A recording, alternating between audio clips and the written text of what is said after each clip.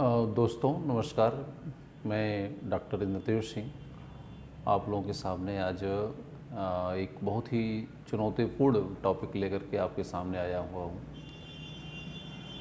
आज जो हिस्ट्री का जो विषय है हमने चूज़ किया है, वो मेरा जो एरिया है, जैसा कि आप लोग जानते होंगे, वो है आपका एंशिएंट इंडिया को मैंने चूज़ किया है। अभी पेपर्स जो आप लोगों ने दिए होंगे इसके सिविल सर्विस के और पीसीएस, विशेषकर यूपी का जब आपने पेपर दिया होगा, तो इस पेपर को जब देखने के बाद जो हिस्ट्री के जो सेक्शंस हैं इसके इतिहास के, चाहे वो एंशिएंट हो, चाहे मिडिवल हो, चाहे मॉडर्न हो, आपको ये अनुभूति हुई होगी, ये फील हुआ होगा कि अब जो सतही तैयारी होती है, जो बहुत ही ऑर्डिनरी तैयारी होती है, उससे कुछ होने वाला नहीं है। और जितने भी ऑनलाइन चैनल्स हैं, सब अधिकतर बच्चों से हम लोगों ने बात किया, उन लोगों ने कहा कि अब वो ज़माना गया कि जब तक आप टेक्स्ट बुक नहीं पढ़ोगे, गंभीर तैयारी नहीं करोगे, या बहुत अच्छे विशेषज्ञों से आप नहीं पढ़ोगे, तब तक आपका बेड़ा पार नहीं होने वाला है। जो उथले किस्म के जो लोग यूट्यूब पर बहुत से चैनल ऐसे हैं जो कि सस्ती लोकप्रियता को हासिल करने के लिए या बटोरने के लिए अलग अलग हथकंडे अपनाते हैं, ट्रिक अपनाते हैं, जो घटिया हथकंडे जैसे चुटकुल्ला सुनाना, गाना गाना, या पता नृत्य डांस करना, और ऐसे ऐसे हरकतें लोग करते हैं ताकि उनको पॉपुलैरिटी मिल सके। लेकिन निश्चित रूप से उनको पॉपुलैरिटी तो मिल जाती है, कुछ शायद उनको पैसे भी मिल जाते हैं, लेकिन ये आप तय जानिए कि बच्चों का इससे बहुत बड़ा अहित होता है या नुकसान उनका होता है। इसको गंभीर बच्चा निश्चित रूप से जानता है और अच्छी तरीके से समझता है। मैं हिस्ट्री का एक्सपर्ट हूँ और एंशिएंट से मैं, चूँकि मेरा डॉक्टरेट है, मेरी एक्सपर्टाइज़ एंशिएंट में भी है और आधुनिक काल में भी है, मिडिवल में भी। मैं कल्चर का एक्सपर्ट हूँ। लेकिन मैं तब से एक बड़ा मंथन कर रहा था कि इस पर कुछ वर्क किया जाए, कुछ काम किया जाए जो लोगों की चिंताएं हैं थोड़ी सी दूर हों। इस क्रम में मेरे कुछ वीडियो पड़े, बहुत ज़्यादा वीडियो मैं नहीं बना पाया, चूँकि मैं मुख्यमंत्री अभ्युदय योजना का एक्सपर्ट भी हूँ और आप लोगों के सामने भी गाहे बगाहे मतलब आता रहता हूँ। लेकिन हमने ये डिसाइड किया कि हिस्ट्री वास्तव में बहुत आसान विषय है, लेकिन उसके साथ में इसके साथ में मुश्किलें भी हैं, दिक्कतें भी इसके साथ में हैं। तो अभी मैं जो पीसीएस के पेपर देख रहा था, सिविल के मैं पेपर देखता हूँ, तो क्वेश्चंस ऐसे आते हैं जैसे लगता है कि बच्चों के सर के ऊपर से जैसे बाउंसर निकलता है, उस तरीके से क्वेश्चंस बच्चों के निकलते हैं। तो प्रश्न उठता है कि ये जो कमीशन है या जो एक्सपर्ट हैं, जो भी ये क्वेश्चन पूछते कहाँ से हैं।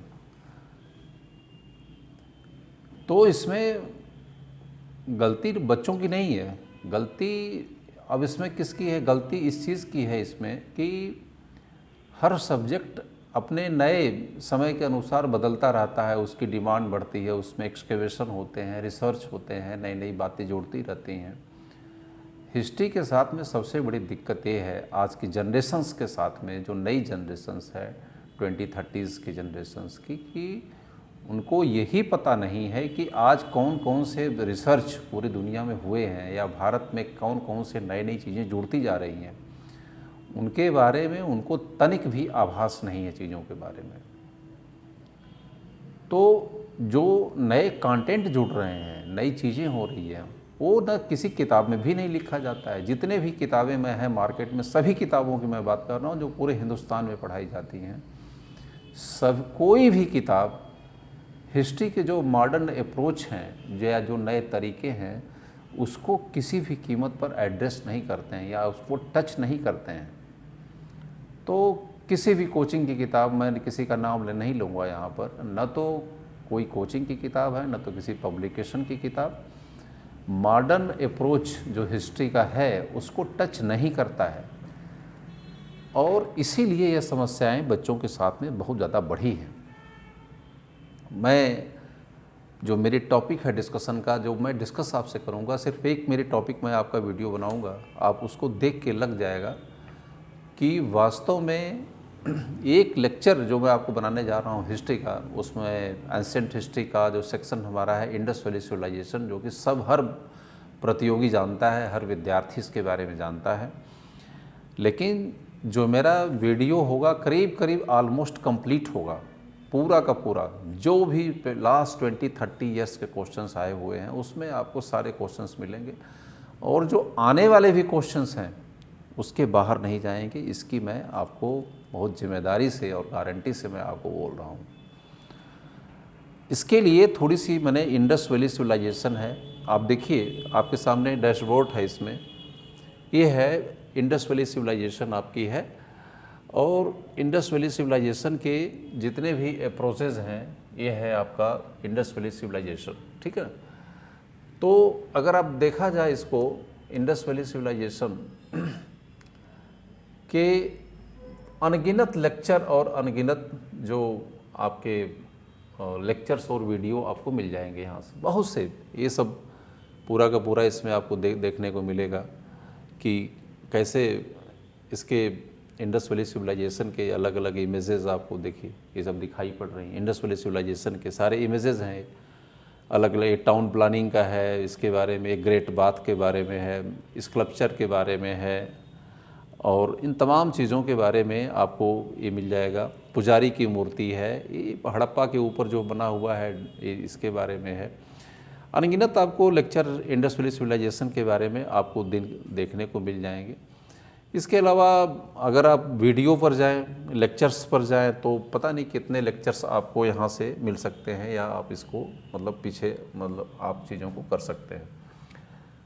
तो इस प्रकार से चीज़ें देखने को मिलती हैं कि जो इंडस वैली सिविलाइजेशन है इसके बारे में मैं आपको बता रहा था कि अगर इसके वीडियोस को अगर देखें, इसमें अनगिनत जो इसके वीडियो लेक्चर हैं, वीडियो लेक्चर्स,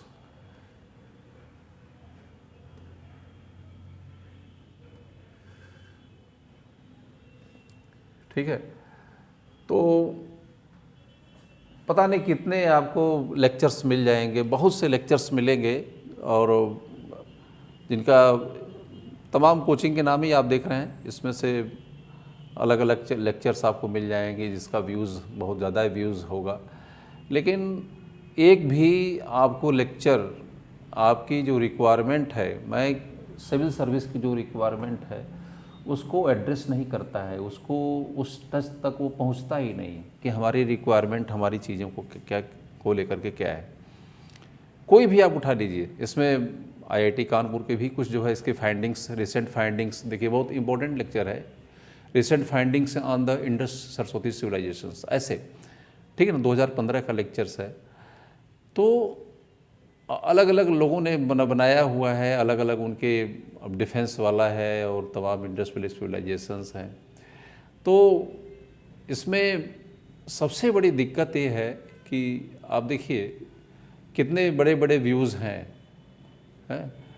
बहुत बड़े बड़े व्यूज़ आपको मिल जाएंगे। लेकिन एक चीज़ मैं आपको गारंटी के साथ में बता सकता हूँ इन चीज़ों के बारे में कि कोई भी चैनल आप देख लीजिए, एक भी चैनल आपकी जो रिक्वायरमेंट है, जो ज़रूरत है सिविल सर्विस की, उस ज़रूरत को मैच नहीं करता है, उसको फुलफ़िल नहीं करता है। कोई भी आप उठा के देख लीजिए, ये फॉरेन चैनल है, विदेशी चैनल है, कोई भी मैं चैनल की मैं बात कर रहा हूँ, ये फॉरेन चैनल है। तो चाहे वो चैनल इंडिया का हो, चाहे वो विदेश का हो, कहीं का भी हो, जो आपको सिविल सर्विस की रिक्वायरमेंट है उसको मैच नहीं करता है। ये बहुत चुनौती वाली बात है। तो तमाम चैलेंजेस को लेकर के जो भारत की बड़ी कोचिंग है, आईआईटी है, तमाम चीज़ों को लेकर के, क्योंकि इन सभी चैनल्स को मैं देख चुका हूँ ऑलरेडी, मैं इन चैनल्स को देख चुका हूँ, और तमाम रिसर्च करने के बाद हमको ये समझ में आया कि एक ऐसे वीडियोस को बनाने की ज़रूरत है या ऐसे चीज़ों पर वर्क करने की ज़रूरत है जिसमें कि सिविल सर्विस का बच्चा कम से कम उसको कहीं जाने की ज़रूरत नहीं है। इसको लेकर के मैंने सिविल सर्विस के जो चीज़ों को है, मैंने अलग अलग जगहों पर उसको क्लासिफाई करने का प्रयास किया है कि क्वेश्चंस आते कहाँ से हैं। अगर बहुत सावधानी से आप इन चीज़ों को अगर स्टडी आप करें, देखें, तो ऐसा नहीं है कि आप उसको क्लेरिफाई नहीं कर सकते हैं या पता नहीं लगा सकते हैं कि क्वेश्चंस आ कहाँ से रहे हैं। तो पहले जो लेक्चर हमारा, जो वीडियो का पहला जो लेक्चर होगा, उसमें मैं आपको area of the Indus valley civilisation from the where the different type of the questions have been asked in civil service and other state civil service examinations, उसको मैंने पहले एक आउटलाइन मैंने बनाने का प्रयास किया है कि ये क्वेश्चंस आते कहाँ से हैं, मतलब कि किस एरिया से क्वेश्चन पूछे जाते हैं और कौन सी एरिया ऐसी है जो कि पूरी तरीके से छूट जाती है, जिस पर कि हम मतलब कि हमको समझ में नहीं आता है कि क्वेश्चन आ कहाँ से गया है। तो इसको लेकर के आपको ट्रेडिशनल जो बेसिक नॉलेज है, जहाँ से कि 50-60% जो और हर जो वीडियो आप देख रहे हैं पीछे मेरे तमाम कोचिंग के लोग पढ़ाते हैं, सिर्फ वो लोग आपको बेसिक पढ़ाते हैं, लेकिन जहाँ से क्वेश्चन आता है वो नहीं पढ़ाते हैं। ये साफ साफ समझ लीजिए आप लोग कि जहाँ से क्वेश्चन नहीं आता है उसको पढ़ाया जाता है, लेकिन जहाँ से क्वेश्चन आता है उसको नहीं पढ़ाया जाता है। तो हमारा ये जो इस पर जोर हमारा है कि जो क्वेश्चन बेसिक क्वेश्चन है उस पर तो थोड़ा समय ध्यान दूंगा ही दूंगा, लेकिन सबसे इम्पोर्टेंट जो मेरी एरिया का ये है कि जहाँ से लोग समझ ही नहीं पाते हैं कि क्वेश्चन आ कहाँ से गया है, उस एरिया को गंभीरता से मैं पढ़ाने का प्रयास करूँगा। जो रेशियो हमारा होगा पढ़ने का, 25% जो लोग पढ़ाते हैं, जो लोग 100% पढ़ाते हैं मैं उसको सिर्फ 20% पढ़ाऊँगा, और जिसको लोग पढ़ाते ही नहीं उस एरिया को मैं 80% मैं कवर करने का प्रयास करूँगा। ये मेरा वीडियो भले ही 4-5 वीडियो लेक्चर में चला जाए, लेकिन आपको देखने के बाद यह लगेगा कि वास्तव में सिविल की क्लास कैसी होनी चाहिए और इसको कैसे पढ़ाया जाना चाहिए।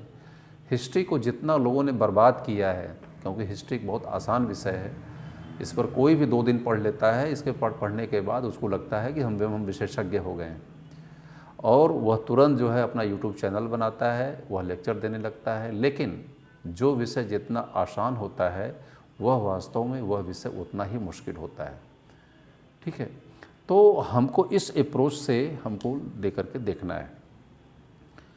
तो हमारा जो पहला जो सबसे फर्स्ट जिस एरिया से क्वेश्चन आता है, हम उस पर अपने टॉपिक पर हम आते हैं, क्योंकि मेरे ओरिएंटेशन को, मेरे अप्रोच को मैं मानता हूं कि आप समझ गए होंगे कि जो मेरे लेक्चर का व्यू है, किस दिशा में मैं आपको अपने लेक्चर के माध्यम से लेके जाना चाहता हूं। ठीक है, तो मेरा ये जो लेक्चर होगा ये बहुत ही एडवांस लेक्चर होगा आपको, स्पेशली मैंने सिविल सर्विस को फोकस किया है ज़्यादातर, लेकिन कोई गंभीर विद्यार्थी है, चाहे वो जिस भी एरिया से बिलोंग करता है, उसको वहाँ फ़ायदा मिलेगा। तो बेसिक भी मैं कवर करूँगा, लेकिन 20%, और बाकी जो 80% होगा वह बेसिक नहीं होगा, बहुत ही एडवांस होगा। और इस लेक्चर के देखने के बाद आपको प्री और मेंस, जो हिस्ट्री के मेंस लिख रहे हैं या जो सिविल सर्विस के जो जीएस का पेपर लिखते हैं, उसमें सभी क्वेश्चंस को समझने की क्षमता आपके अंदर आ सकती है या पूरी तरीके से आप सक्षम हो सकते हैं। तो this is the great change, एक बड़ी चीज़ें अपने आप में हैं। और ये जो लेक्चर आप पीछे हमारे देख रहे हैं, ये कैम्ब्रिज का ही लेक्चर हमको लगता है, और हाँ शायद कैम्ब्रिज का ही है, इंडस वैली सिविलाइजेशन डिपार्टमेंट, एक हाँ इंटरनेशनल डिपार्टमेंट है। तो ये यहाँ का मैं कंटिन्यू में चीज़ों को देख ही रहा हूँ, इसमें चीज़ों के बारे में, ये चीज़ें कैसे क्या हैं और कैसे हुई हैं। ठीक है, तो जो मेरा टॉपिक है, जो मैं सबसे पहले मैं आपको बहुत ध्यान से, अगर आप कलम पेपर और लेके बैठेंगे तो फिर आपको चीज़ें समझ में आएंगी कि मेरा फोकस क्या है और मैं किस पर फोकस है। सबसे पहले तो जो पहली टॉपिक हमारी ये है कि इंडस वैली सिविलाइजेशन के अलग अलग नाम हैं, डिफरेंट नेम। तो पहली जो टॉपिक हम आगे आपको बताएंगे, अभी नहीं, कि जो हमारी पहली टॉपिक होगी वह इंडस वैली सिविलाइजेशन के अलग अलग नाम। अब कहोगे नाम में क्या रखा है? नाम में बहुत कुछ रखा है। जैसे क्वेश्चन पूछता है कि मेलुहा के बारे में आपको पता है, मेसोपोटामिया में इंस्क्रिप्शन प्राप्त होता है और उसमें इंडस वैली सिविलाइजेशन को मेलुहा नाम से संबोधित किया गया है। लेकिन अभी सिंधु घाटी सभ्यता में बहुत से रिसर्चेज हुए हैं, खोजें हुई हैं, तो जो नंबर ऑफ सेंटर्स या सिविल इंडस वैली सिविलाइजेशन के बहुत से केंद्र जो कि पहले सिंधु नदी के किनारे से प्राप्त हुए हैं, अब जो प्राप्त हुए हैं वह विलुप्त सरस्वती नदी के किनारे से प्राप्त हुआ है। तो ऐसे कंडीशंस में विद्वानों ने इसके नाम बदल दिए हैं। अब इसका नाम दूसरा हो गया है, इसे इंडस सरस्वती सिविलाइजेशन भी कहा जाता है। तो ऐसे तमाम नामों को लेकर के मैं चर्चा करूंगा, 5-6 नाम इसके हैं अलग अलग, ठीक है। इसको लेकर के पहले टॉपिक हमारी जो आगे हमारा वीडियो बनेगा उसको लेकर के मैं इसको डिस्कस करूंगा। इसके बाद अगली जो टॉपिक हमारी हुई कि सबसे पहले सिंधु घाटी सभ्यता को नोटिस कब किया गया। नोटिस का मतलब संज्ञान में लाना। पहले किस व्यक्ति ने सबसे पहले ये पता लगाया कि यहाँ पर एक पुरानी कल्चर हो सकती है, जहाँ माउंड का पता लगाया कैसे, तो उसमें कई लोग इन्वॉल्व हैं, ध्यान रखिएगा। अब यहाँ व्यक्ति इन्वॉल्व हो जाते हैं, तो जो क्वेश्चन इंडस वैली सिविलाइजेशन में पूछा जाता है व्यक्तियों के बारे में पूछा जाता है। जैसे चार्ल्स मैसन के बारे में पूछ देगा, हु वाज द चार्ल्स मैसन। और भी तमाम लोग इन्वॉल्व थे जिन लोगों ने कुछ सामग्री मिली, 2-3-4 लोग इसमें हैं। कनिंघम का भी नाम बाद में आता है। तो कभी कभार सिविल सर्विस के जो क्वेश्चंस पूछे जाते हैं वो विथ नेम पूछे जाते हैं, जिसको के बारे में आपको पता नहीं चलता है। तो जो सेकेंड टॉपिक है कि how the Indus valley civilisation was noticed by the historians and other people, और उनके रोल क्या थे इन चीज़ों को लेकर के। तो जो सेकेंड टॉपिक हमारी है वो इसके बारे में हम आपको बताने का प्रयास करेंगे कि ये चीज़ें हैं क्या। थर्ड जो मेरी टॉपिक होगी कि इंडस वैली सिविलाइजेशन को क्लासिफाई किया गया है, अलग अलग पार्ट में क्लासिफाई किया गया है। जैसे प्री हड़प्पन कल्चर कहा जाता है या प्री इंडस वैली सिविलाइजेशन कहा जाता है, फिर मैच्योर है, और फिर थर्ड इज़ द डिक्लाइन।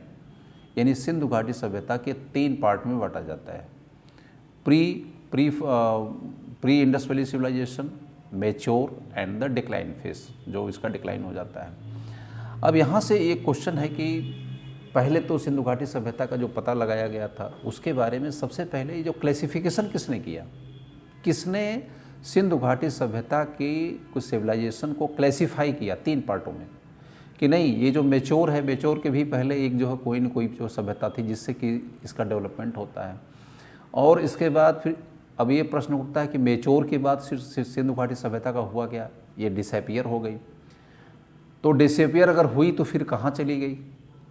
तो ये जो क्लासिफिकेशन है, इस क्लासिफिकेशन को किसने किया, क्वेश्चन नंबर 1। और इस क्लासिफिकेशन का आधार क्या था, यानी किस आधार पर इस सभ्यता को क्लासिफाई किया गया है 3 पार्टों में।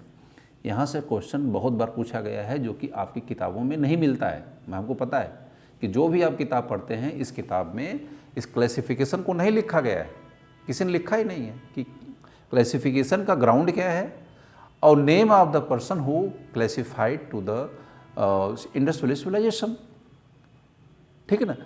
तो इसमें भी आपको किसी भी किताब में इसका डिस्क्रिप्शन नहीं मिलता है। इसके बाद फिर अगला पोर्शन आता है कि इसका पता नोटिस किसने किया। अब ये बहुत आसान क्वेश्चन है, हर किताब में पहले यही लिखा रहता है कि 1921 में हड़प्पा, 1922 में ये, और दयाराम साहनी, यार ये सब किताबों में एकदम अटा पड़ा है। इसके बारे में हमको बताने की ज़रूरत नहीं है, न तो उधर मैं ज़्यादा जाऊँगा, ठीक है ना। तो अब एक्सकेवेशन की बात आ जाती है, खुदाई की बात आ जाती है। तो 1921, 1922 की अलग अलग खुदाइयाँ जो शुरू हो जाती हैं। पहले पाकिस्तान में खुदाई होती है, पाकिस्तान के अलग अलग पार्ट्स में खुदाई होती है, फिर इंडिया में भी खुदाई शुरू हो जाती है, फिर अफ़गानिस्तान में भी खुदाई शुरू हो जाती है। यहाँ पर सिंपली 2 क्वेश्चंस आपको मिलते हैं। Name of the person who excavated to the different parts of the Indus valley civilisation and the name of the person who were the harbinger of the start of the excavation। अब जिसमें कि जैसे कि अगर आपको हड़प्पा के बारे में है तो दयाराम साहनी, मोहनजोदड़ो सर्जन मार्शल के नेतृत्व में दूसरे लोगों ने खुदाई करवाया था, ठीक है ना। तो ये जो अलग अलग सेंटर्स के बारे में अलग अलग, अब इसमें 2 टॉपिक हो जाती है साफ साफ कि सिंधु घाटी सभ्यता के जो अलग अलग सेंटर्स थे और उस सेंटर की खुदवाई करवाने वाले जो इतिहासकार हैं उनके नाम क्या हैं, आपको उसके बारे में जानना है, और नेम ऑफ द ईयर और वहाँ से कौन सी महत्वपूर्ण सामग्री प्राप्त होती है। ये छोटा सा करीब अगर सभी साइट्स को उठा के देख लेंगे तो सिर्फ आपको 10 से 15 ऐसी साइट्स इंपॉर्टेंट हैं जिसको कि आपको याद रखना है, और 15 से 20 साइट्स हैं वो जो भारत में है, पाकिस्तान में और अफ़गानिस्तान में। तो इतने साइट्स के बारे में आपको याद रखना है कि यह साइट्स कहाँ पे है, किस रिवर के किनारे है, इसके खुदाई करवाने वाले व्यक्ति क्या हैं और इसकी इम्पोर्टेंट फाइंडिंग्स क्या है।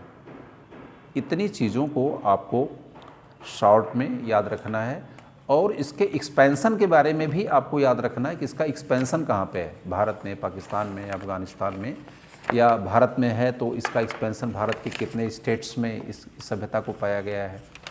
पंजाब में है, राजस्थान में है, हिमाचल प्रदेश में है, जम्मू कश्मीर में है, उत्तर प्रदेश में। तो अलग अलग सेंटर्स के बारे में आपको पता करना है यहाँ पर कि अगर ये अलग प्राप्त हुआ है तो इसे खुदाई करने वाले व्यक्तियों के नाम। इसके बाद जो अगली टॉपिक हम आपसे डिस्कस करेंगे इसके बारे में ये है कि सिंधु घाटी सभ्यता की जब खुदाई करवाई गई थी तो खुदाई करवाते समय जो 1921-22 में लोगों ने देखा तो ये अपने मेच्योर फॉर्म में दिखाई पड़ती, यानी अपने विकसित फॉर्म में दिखाई पड़ती। प्रश्न अब ये है कि अगर ये विकसित फॉर्म में दिखाई पड़ती है तो फिर इसका स्टार्टिंग फेज कहाँ पे है। तो फर्स्ट टाइम तो यूरोपियन हिस्टोरियंस जो इंडिया में आए, जो कि वो लोग अंग्रेज़ थे, तो सभी लोगों ने कहा कि जो ये भारत की विकसित सभ्यता है इसकी जो सोर्स अगर आप खोजेंगे तो वो मेसोपोटामिया है।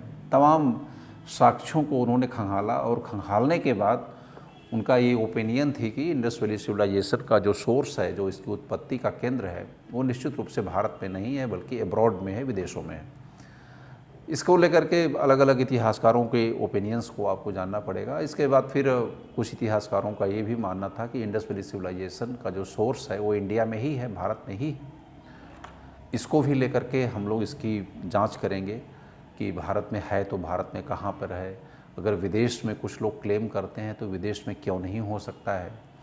तो इसके डिफरेंट सोर्स के बारे में देखेंगे। अगर इसकी ओरिजिनेशन होती है तो भारत की किस पार्ट से होती है और कहाँ से होती है, भारत से होती है कि पाकिस्तान से होती है कि अफ़गानिस्तान से होती है।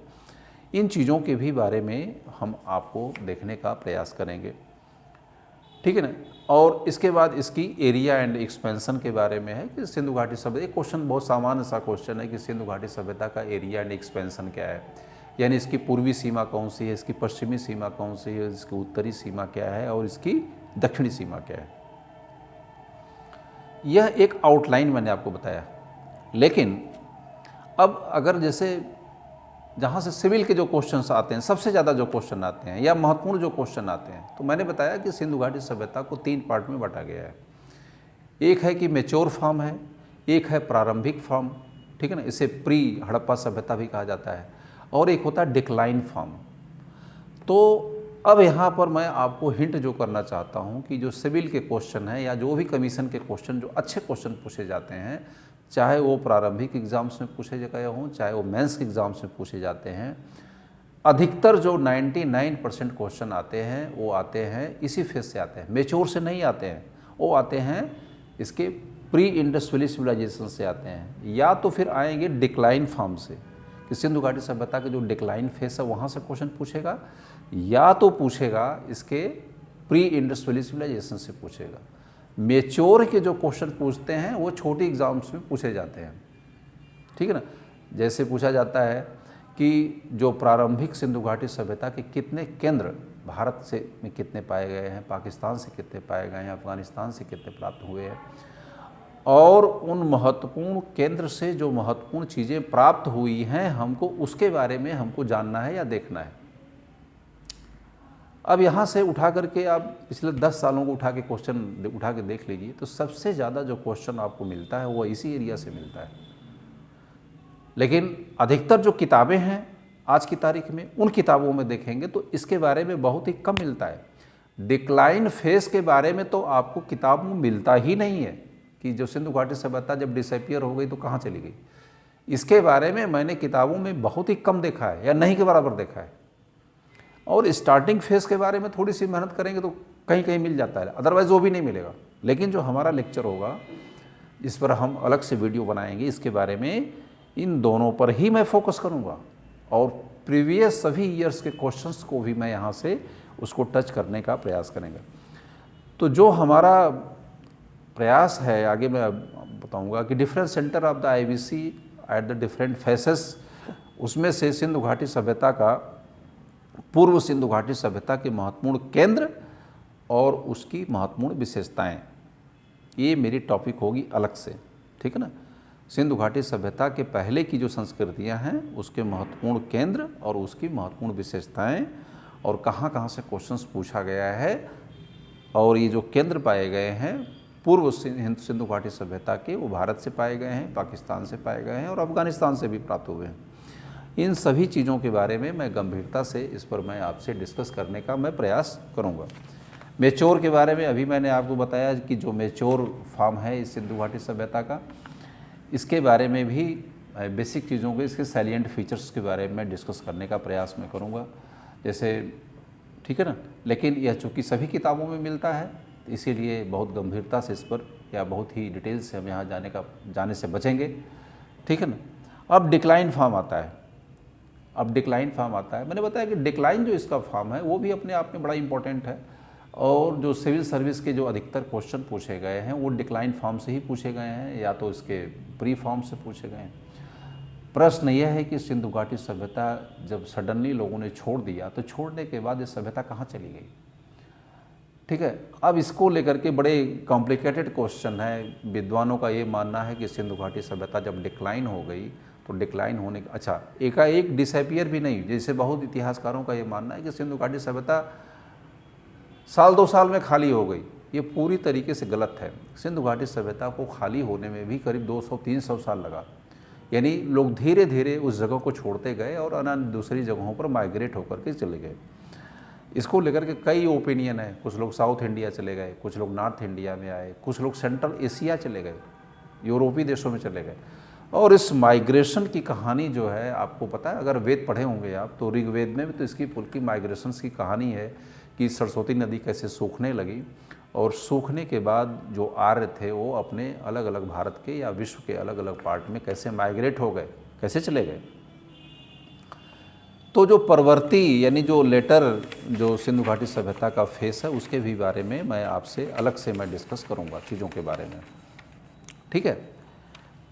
इसके बाद कुछ जो नए क्वेश्चंस इधर पूछे गए हैं, बड़े अच्छे क्वेश्चंस हैं कि सिंधु घाटी की सभ्यता की विशेषताओं से जुड़ा हुआ क्वेश्चंस हैं, जैसे क्रॉपिंग सिस्टम के बारे में।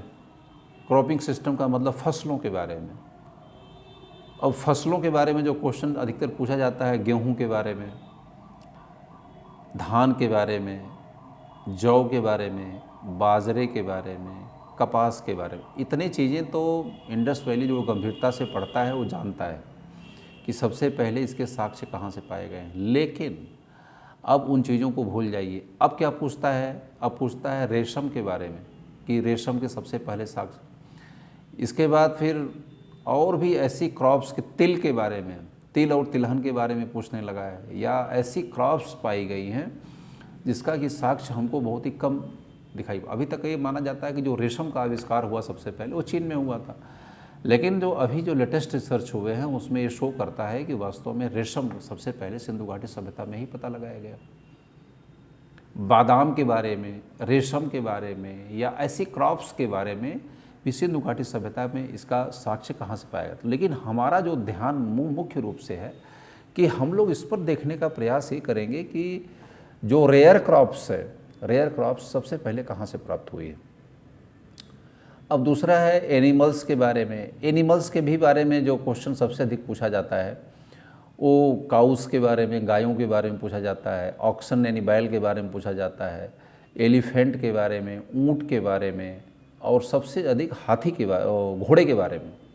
हॉर्सेस के साक्ष्य जो पाए गए हैं इंडस वैली सिविलाइजेशन के अलग अलग जगहों से पाए गए। लेकिन मैं फिर बोलता हूँ कि इतने तो आपको याद ही करना है, इसके अलावा बहुत से और भी इम्पोर्टेंट एनिमल्स हैं, उसकी बोन्स और उनकी हड्डियाँ प्राप्त हुई हैं। अब सिविल का जो क्वेश्चंस पूछा गया वहाँ से पूछा गया है। अगली जो पॉइंट हमारी है कि सिंधु घाटी सभ्यता के फॉरेन से क्या रिलेशन है। बहुत इंपॉर्टेंट टॉपिक है फॉरेन रिलेशन। सिंधु घाटी सभ्यता के जो विदेशों से संबंध थे, वो विदेश के संबंध कैसे थे और किस प्रकार से थे। तो यहाँ से क्वेश्चन बहुत बार पूछा गया है कि जो फॉरेन रिलेशन थे वो सिंधु घाटी सभ्यता के कैसे थे और क्यों थे, कैसे थे। तो अगर आप इसको देखना चाहते हैं तो यहाँ से बहुत से अच्छे क्वेश्चन, जैसे कि सिंधु घाटी सभ्यता को जब फॉरेन रिलेशन की बात आती है तो हमको ये लगता है हम आज का इंडिया देखने लगते हैं। सबसे बड़ी कमी इस चीज़ की है, आज के इंडिया की बात नहीं हो रही है। इस सिंधु घाटी सभ्यता का जो एरिया का एक्सपेंशन है, आपको उसको लेके चलना पड़ेगा। उस दृष्टिकोण से जो भारत का आज का भारत का दक्षिण भारत है वो भी विदेश हो गया। मध्य प्रदेश में भी जैसे कि जो कल्चर थी वो चैल्कोलिथिक कल्चर, आपको पता है, कायथा है, इनाम गांव है, या ऐसे बहुत सी कल्चर जो वो ब्रोंज कल्चर चैल्कोलिथिक कल्चर है, उनके भी सिंधु घाटी सभ्यता के संबंध थे। तो इनको भी विदेशी माना जाएगा। अफ़गानिस्तान का बहुत सा ऐसा पार्ट था जहाँ से कि ये लोग मेटल्स वगैरह मंगवाते थे, स्टोन्स मंगवाते थे, वो भी उनके लिए फॉरेन था। ईरान से तो था ही था, मेसोपोटामिया से था, गल्फ़ कंट्रीज से था।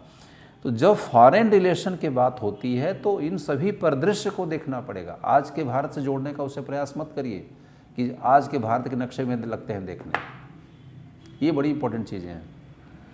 इसके बाद सील्स एंड सीलिंग्स के बारे में, अगला जो है मुहरों के बारे में, बहुत ही इंपॉर्टेंट टॉपिक है। मुहरों से हमेशा क्वेश्चन पूछा जाता है, ठीक है। तो एक इम्पॉर्टेंट चीज़ ये है कि सील्स और सीलिंग के बारे में है, क्वेश्चंस है। तो सील्स जो पाई गई है सिंधु घाटी सभ्यता में, उसके बारे में हमको देखना है, और सीलिंग्स के भी बारे में देखना है। तो जो सील्स पाई गई है हमारे सिंधु घाटी सभ्यता में वो अलग अलग चीज़ों की बनी हुई पाई गई है, और सीलिंग्स जो पाई गई है अलग चीज़ों को लेकर के पाई गई है। तो इसको भी हम लोग देखने का प्रयास करेंगे कि जो मोहरे हैं कैसे कैसे इनका कंट्रीब्यूशन कैसे था, इस पर जो सिंबल्स प्राप्त हुए हैं, जो प्रतीक प्राप्त हुए हैं उसके बारे में, ठीक है। इन तमाम चीज़ों के बारे में हम लोग देखने का प्रयास करेंगे, चीज़ों को लेकर के।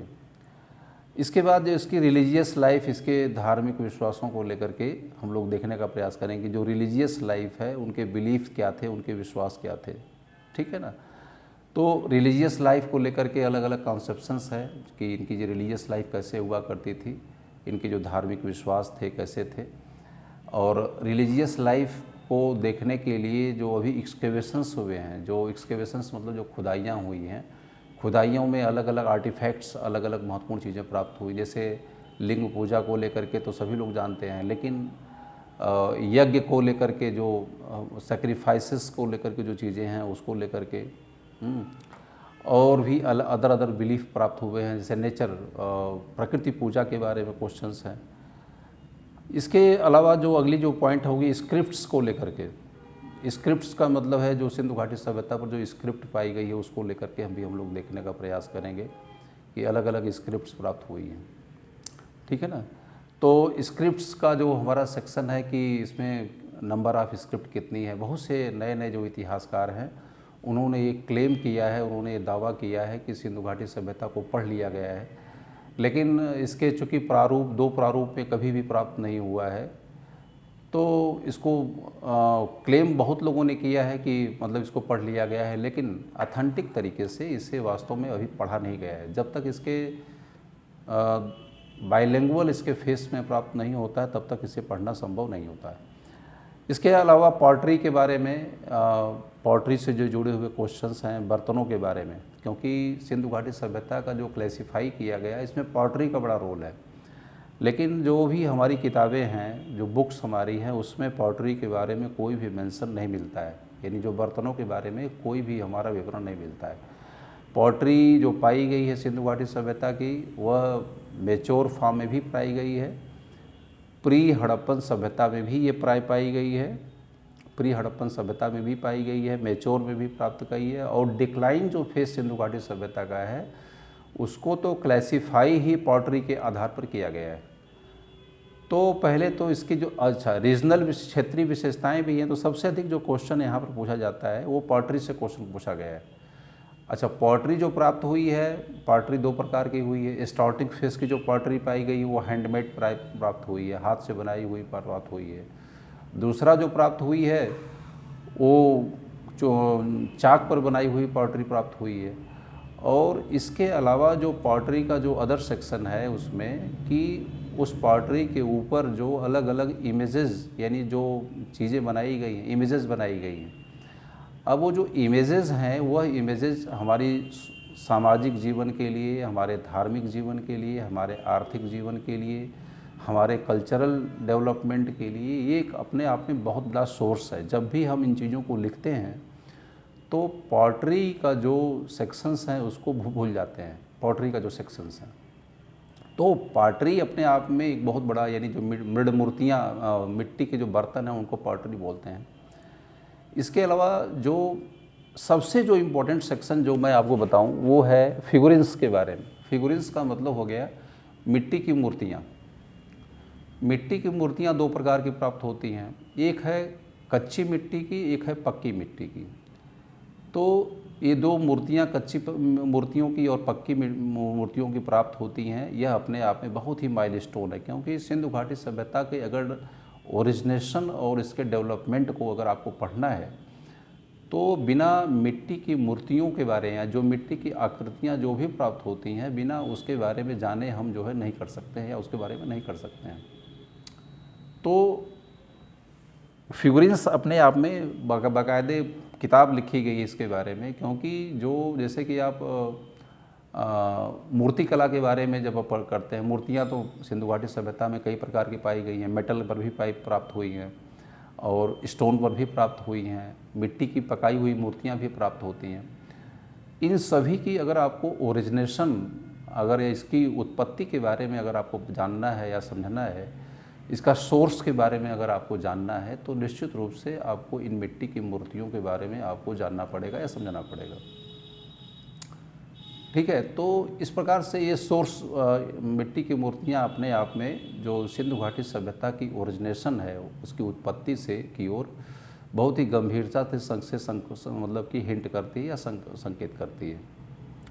तो पूरी जो ये सेक्शन है, मैंने पॉटरी का बताया, मिट्टी की मूर्तियों के बताया, रिलीजियस लाइफ के बारे में बताया, ये चीज़ें अपने आप में बड़ा इम्पोर्टेंट सेंटर हैं जो यहाँ से प्राप्त होती हैं। और इससे भी बढ़ करके सिंधु घाटी सभ्यता में जो अभी लेटेस्ट रिसर्च हुए हैं, जो अभी नवीनतम खोज हुई है, नई चीज़ों का पता लगाया गया है, वह भी हमारी किताबों में या किसी भी किताबों में देखने या समझने को नहीं मिलता है।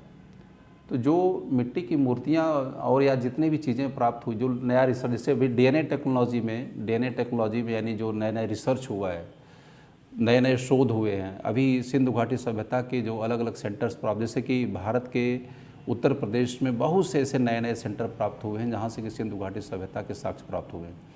इसका विवरण हमारी किसी भी किताब में आपको नहीं मिलता है। उत्तर प्रदेश में अभी हम जानते हैं कि हुलासखेड़ा और आलमगीरपुर दो ही सेंटर हैं, लेकिन अभी जो नए रिसर्च हुए हैं उसमें नंबर ऑफ़ सेंटर्स जो है सिंधु घाटी सभ्यता के यहाँ पे ज़्यादा बढ़ गए हैं, इनकी संख्या ज़्यादा ही बढ़ गई है। ठीक है, तो इसके अलावा इसके भी बारे में आपको देखना पड़ेगा कि जो लेटेस्ट रिसर्च, जैसे डीएनए टेक्नोलॉजी का भी नया वो हुआ है, तो सिंधु घाटी सभ्यता की जो ओरिजिनेशन से जुड़ा हुआ तथ्य जो कि इससे प्रकाश में आया कि सिंधु घाटी सभ्यता के जो लोग थे उनका जब डीएनए टेस्ट किया गया है, उनके जेनेटिक्स के बारे में पता किया गया है, तो इससे प्रूव हुआ कि वास्तव में सिंधु घाटी सभ्यता में शहरों में दुनिया के अलग अलग पार्ट के लोग रहते थे। जैसे कि आज होता है जो बड़े भी कॉमर्शियल सिटी पूरी दुनिया की होती हैं, उसमें अलग अलग लोग जो है रहते हैं या निवास करते हैं। उसी तरीके से सिंधु घाटी सभ्यता एक मेट्रोपॉलिटन सिटी थी, तो इसमें अलग अलग पार्ट के लोग, दुनिया के लोग आते थे। लेकिन जो इसके ओरिजिनल मुख्य रूप से जो लोग रहने वाले थे वो लोग भारत के ही रहने वाले थे, और यह जो प्रूव हुआ, यह सिद्ध हो पाया, वह डीएनए टेस्ट से ही सिद्ध हो पाया कि यहाँ के लोग यहीं के लोग रहने वाले थे। तो जो लेटेस्ट रिसर्च है वो किसी भी किताब में या किसी भी चीज़ों के बारे में इसको मेंशन नहीं मिलता है। तो जो भी मेरा वीडियो का जो लेक्चर होगा जिसके बारे में आपको आगे बताऊंगा, उसमें हम ये देखेंगे चीज़ों के बारे में कि चीज़ें कैसे क्या होंगी, कैसे होंगी। और इसके अलावा कि एक महत्वपूर्ण तथ्य जो पूछा जाता है व्यक्तियों से जुड़ा हुआ प्रश्न, कि जैसे पूछ दिया कि एएन घोष के बारे में बताइए, कैन्योर के बारे में बताइए, ऐसे क्वेश्चन पूछे गए जिन्होंने इंडस वैली सिविलाइजेशन में को एक नया डायमेंशन दिया है सिंधु घाटी। तो name of the person who played important role in the excavation or the research in the Indus Valley civilizations, इसके भी बारे में क्वेश्चन पूछा गया। जैसे कि कुछ नए नाम हैं, जैसे कि डीवी शर्मा, एसके मुंजाल, इन्होंने सनौली की खुदाई करवाई थी। मैके का रोल है, जॉर्ज डेल्स का रोल है, स्टीन का है, डी टेरा एंड पैटरसन। जब ये नाम आते हैं तो लड़के समझ नहीं पाते कि क्वेश्चन आ कहाँ से रहे। कैन्योर का नाम है, ठीक है ना, और बाकी जो नाम कनिंघम है, चार्ल्स मैसन हैं, बर्न्स हैं, मार्शल हैं, Dayaram Sahni, R D Banerjee, Sir John Marshall, Martin Wheeler, Ahmad Hasan Dani, ऐसे कुल मिलाकर के 20 से 25 नाम आपको याद रखने पड़ते हैं इन व्यक्तियों के बारे में, जहाँ से कि फ्रिक्वेंटली गाहे बगाहे क्वेश्चन यहाँ से पूछ लेता है। यानी जो मॉडर्न रिसर्चर हैं इंडस वैली सिविलाइजेशंस के, इसके बारे में आपको देखना है। तो ऐसे 25 लोगों की लिस्ट है, 25 से 30 लोगों की लिस्ट मैं प्रोवाइड कराऊंगा और इससे बाहर कभी भी क्वेश्चन नहीं आएगा। तो नेम ऑफ द पर्सन्स के बारे में भी आपको जानना है, नेम ऑफ द सेंटर्स के भी बारे में जानना है, जो लेटेस्ट रिसर्च हुआ है उसके बारे में जानना है। ऐसे तमाम चीज़ों के बारे में क्वेश्चंस आपको देखना है कि जो मॉडर्न रिसर्चेस हुए हैं वो मॉडर्न रिसर्च कैसे हुए और किस प्रकार से हुए हैं। ये पूरा का पूरा सिनेरियो है चीज़ों के बारे में, और ये है।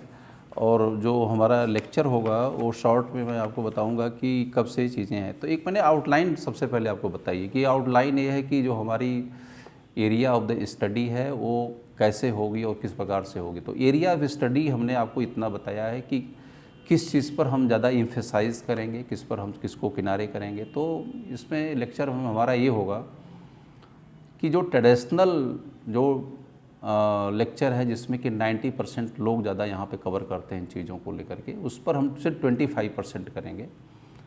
और जो सिविल सर्विस है, अदर स्टेट है, उसके बारे में मेरा फोकस होगा कि उस पर मैं ज़्यादा फोकस करूँ, ताकि जो ये मास्टरपीस और जो भी मेरा अगर आप लेक्चर देखेंगे तो हमको नहीं लगता कि आपको किताब का एक पन्ना भी इसमें अलग से आपको पढ़ना पड़ेगा। बाकी लास्ट में मैं आपको जो भी लास्ट 25 ईयर्स के जितने भी क्वेश्चंस आए हुए हैं उन सभी क्वेश्चंस को मैं आपको सॉल्व करवाऊंगा, ठीक है ना। तो उससे कोई भी क्वेश्चन आपको यहाँ से बचेगा नहीं जिससे कि आपको निकल के आप जितना भी अगर वीडियो हमारा देख लेते हैं तो देखने के बाद इसका ऑलमोस्ट 98% क्वेश्चंस आप खुद सॉल्व कर लेंगे। बाकी एक आध क्वेश्चन नहीं कर पाना बहुत नेचुरल है, और यूपीएससी के कुछ क्वेश्चंस ऐसे बनाए भी जाते हैं ताकि कोई भी अभ्यर्थी से सॉल्व ना कर सके या इस क्वेश्चन को ट्राई ना कर सके। ये नेचुरल चीज़ें हैं जिसके बारे में उसमें कहने और बताने की कोई ज़रूरत नहीं है। बाकी जो हमारा आपका पहला जो लेक्चर आएगा उसके बारे में मैं आपको नोटिस करूंगा, लेकिन पहले जो ओरिएंटेशन का जो मेरा लेक्चर है इसके बारे में मैंने आपको बताया। थैंक यू, धन्यवाद।